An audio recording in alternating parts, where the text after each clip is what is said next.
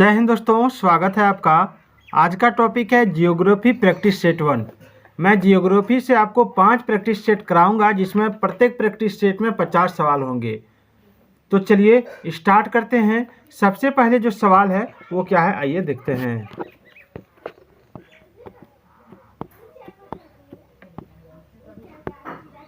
सबसे पहले जो सवाल है वो है कि इनमें से किस नदी में माजुली नदी द्वीप स्थित है। माजुली नदी किस नदी द्वीप में स्थित है?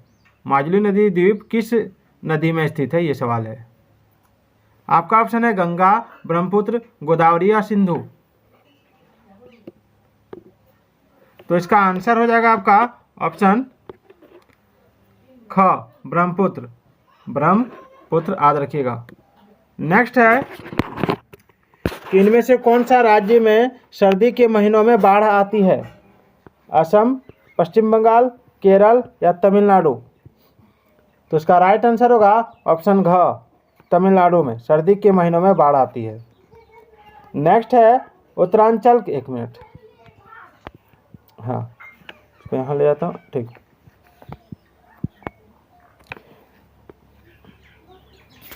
उत्तरांचल के किस जिले में मानव भूस्खलन आपदा घटित हुई थी? बागेश्वर, चंपावत, अल्मोड़ा या पिथौरागढ़। तो देखिए इसका राइट आंसर होगा पिथौरागढ़। नेक्स्ट है इनमें से भारत के किस राज्य में बाढ़ अधिक आती है? बिहार, पश्चिम बंगाल, असम, उत्तर प्रदेश। तो इसका राइट आंसर होगा ऑप्शन ग, असम। ऑप्शन ग, असम। नेक्स्ट है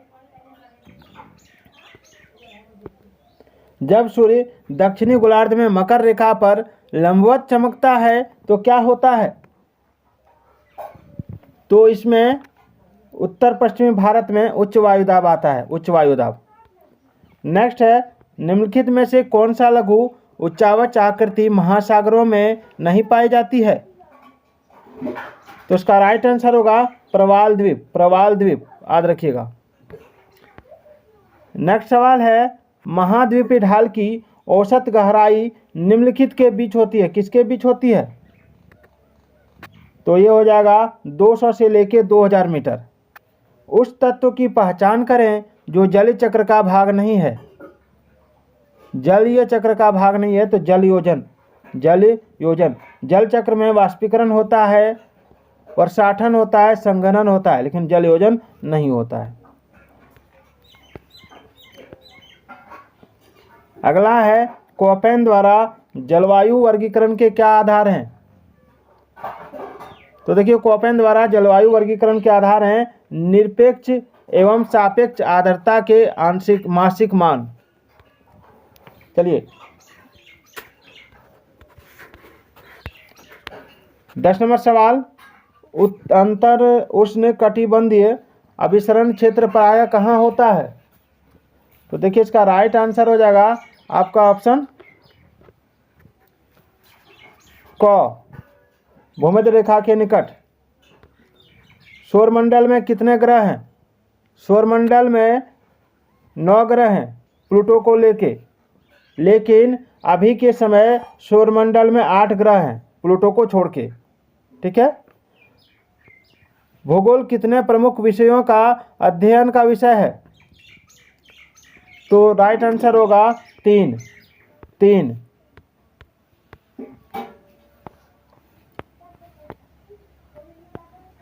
13 नंबर सवाल, मनुष्य के कार्य प्रकृति द्वारा निर्धारित होते हैं, यह किस भूगोलवेत्ता का कथन है? तो देखिए इसका राइट आंसर होगा रेतसेल का। अगला सवाल है निम्नलिखित में से कौन से भारतीय क्षेत्र में भूकंप के आने की संभावना सर्वाधिक होती है? कौन से भारतीय क्षेत्र में भूकंप के आने की संभावना सर्वाधिक होती है? तो इसका राइट आंसर होगा उत्तर पूर्वी राज्य में। नेक्स्ट है बर्फानी तूफान किस तरह की प्राकृतिक आपदा है? तो ये हो जाएगा वायुमंडलीय याद रखिएगा। अभी बहुत सारे प्रश्न को देखेंगे। चलिए अगला सवाल है दक्षिण भारत के संबंध में कौन सा कथन सही नहीं है? तो इसका राइट आंसर क्या होगा? दैनिक तापांतर कम, वार्षिक तापांतर कम है, वर्ष भर तापमान अधिक है, यहाँ कठोर जलवायु है। तो इसका यही हो जाएगा, यहाँ कठोर जलवायु है। ये कथन सही नहीं है। कितने प्रतिशत भाग में भारत में 75 सेंटीमीटर से कम वार्षिक वर्षा होती है?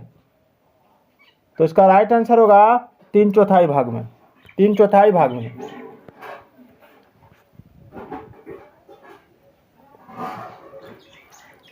चलिए 18 नंबर सवाल, शीतकाल में तमिलनाडु के तटीय मैदान में किस कारण वर्षा होती है? तो इसका राइट आंसर क्या होगा?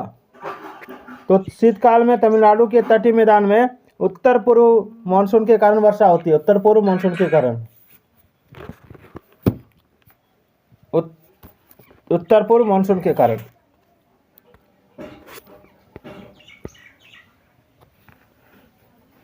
अगला है, लवणता को प्रति समुद्री जल में घुले हुए नमक की मात्रा से व्यक्त किया जाता है। तो इसमें राइट आंसर होगा 1000 ग्राम से, 1000 ग्राम से।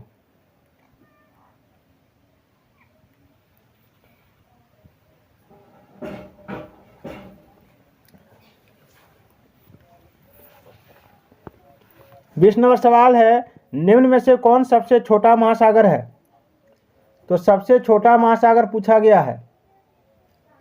तो देखिए, सबसे छोटा महासागर है आपका आर्कटिक महासागर और बड़ा है प्रशांत महासागर। दक्कन ट्रेप की सेल समूह किस प्रकार के ज्वालामुखी उद्गार का परिणाम है? तो इसका राइट आंसर होगा ऑप्शन का, प्रवाह का। 22 नंबर सवाल है, निम्नलिखित में से कौन भूगर्भ की जानकारी का प्रत्यक्ष साधन है? तो राइट आंसर हो जाएगा आपका ऑप्शन क, भूकंपीय तरंगे। अगला सवाल है, निम्नलिखित में से किस विद्वान द्वारा क्रमबद्ध भूगोल प्रवर्तित किया गया है? निम्नलिखित में से किस विद्वान द्वारा क्रमबद्ध भूगोल प्रवर्तित किया गया है? तो इसका राइट आंसर होगा इरेटोस्थनीज, और इरेटोस्थनीज को भूगोल का पिता कहा जाता है।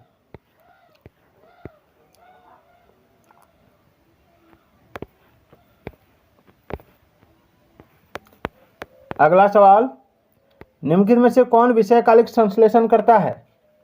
विषयकालिक संश्लेषण। तो देखिए, इसका राइट आंसर होगा आपका ग, इतिहास। विषयकालिक संश्लेषण इतिहास करता है, याद रखिएगा। 1 मिनट।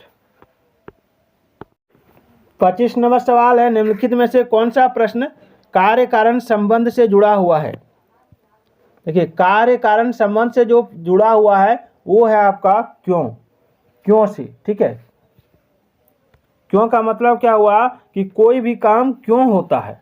ठीक है, यदि धरातल पर 1000 वायुदाब मिलीबार है तो धरातल से 1 किलोमीटर की ऊंचाई पर वायुदाब कितना होगा? तो इसका राइट आंसर होगा 900 मिलीबार, क्योंकि 1 किलोमीटर पर एक वायुदाब 100 मिलीबार कम होते जाएगा। भू आकार की घाटी बनती है, भू आकार की घाटी कैसे बनती है? तो प्रोढ़ नदी क्षेत्र में। मलय अवधान को किस श्रेणी में सम्मिलित किया जा सकता है? तो तीव्र प्रवाही बृहत संचलन से। जलयोजन प्रक्रिया निम्नलिखित पदार्थों में से किसे प्रवाहित करती है? तो इसका राइट आंसर होगा लवण, लवण, याद रखिएगा। निम्नलिखित में से कौन सी एक अनुक्रमिक प्रक्रिया है? तो इसका राइट आंसर होगा आपका ऑप्शन घ, अनावृतीकरण, अनावृतीकरण। चलिए आगे बढ़ते हैं।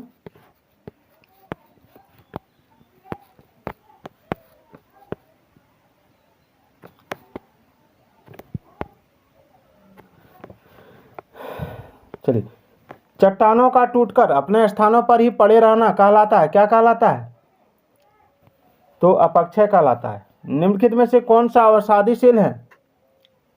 तो अवसादी सेल है आपका कौन सा? तो बलुआ पत्थर अवसादी सेल है। निम्न में से कौन सी सेल अवसादी नहीं है? तो इसका राइट आंसर होगा टाइलाइट, टाइलाइट। अगला है, निम्न में भूकंप तरंगे चट्टानों में संकुचन व फैलाव लाती है, तो पी तरंगे। निम्नलिखित में से कौन सा स्थल मंडल को वर्णित करता है? तो स्थल मंडल को वर्णित करता है आपका भूपटल व उपरिमंडल। निम्नलिखित में से भीतरी ग्रह कौन से हैं? भीतरी ग्रह, देखिए भीतरी ग्रह जो हो जाएगा वो हो जाएगा आपका सूर्य व क्षुद्र ग्रहों की पट्टी के बीच पाए जाने वाले ग्रह। पृथ्वी पर जीवन लगभग कितने वर्षों पहले आरंभ हुआ? देखिए इसका बड़ा ही इंपॉर्टेंट सवाल है, पृथ्वी पर जीवन लगभग कितने वर्षों पहले आरंभ हुआ? तो इसका राइट आंसर होगा 3 अरब 80 करोड़ वर्ष पहले। हिमालय पर्वतों के साथ भारतीय प्लेट की सीमा किस तरह की प्लेट सीमा है? तो यह हो जाएगा महासागरीय महाद्वीपीय अभिसरण प्लेट सीमा।